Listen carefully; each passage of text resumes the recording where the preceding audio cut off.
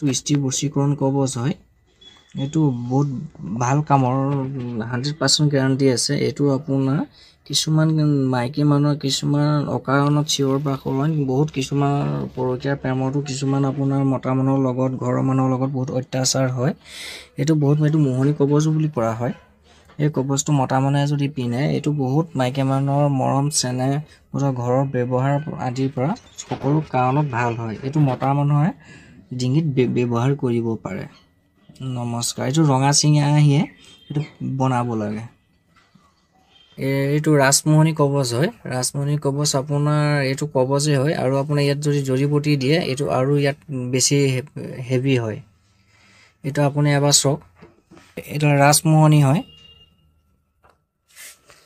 ৰাজমোহনী দুডাল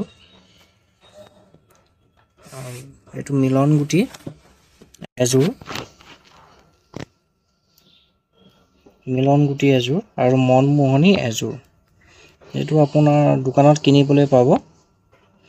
এইটো ভৰাই পেলাই নিজৰ নামসহ লগাই কবচত ভৰাই পিন্ধিলে এইটো যিকোনো মানুহক আপুনি মন মোহিব পাৰিব বা ৰাজমোহনী এইটো হেই কৰিব পাৰিব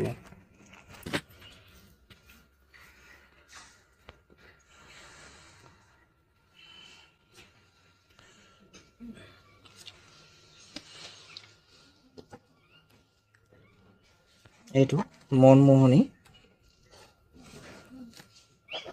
আৰু এয়া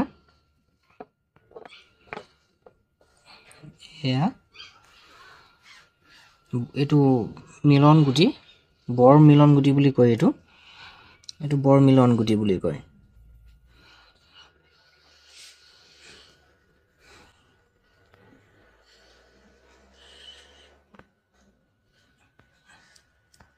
আৰু আজি মই বিশেষভাৱে এটা কবচ দিছোঁ এটা ৰক্ষা কবচ হয় বহুত পেট দেৱতা কোনো কুকৰ্ম কৰিব নোৱাৰা ৰক্ষা কবচ এইটো ডিঙিত পিন্ধিব লাগে এইটো 3-4টামান বস্তু লাগে সেই বস্তুকেইটাৰ নাম মই কৈ দিছোঁ কৃষ্ণ তুলসীৰ শিপা অপৰাজিতা ফুলৰ শিপা বেলগছৰ শিপা গুৰ চূনা বৰশী বেজী আৰু পাৰা এইকেইটা লগাই কবচ বনাব লাগে ভোজপত্ৰত লিখিব লাগে গোটেই শৰীৰ ৰক্ষা কবচ হয় কোনো মানুহে একো কৰিব নোৱাৰে বহুত পেট দেৱতা গোটেই শৰীৰ বন্ধা হয়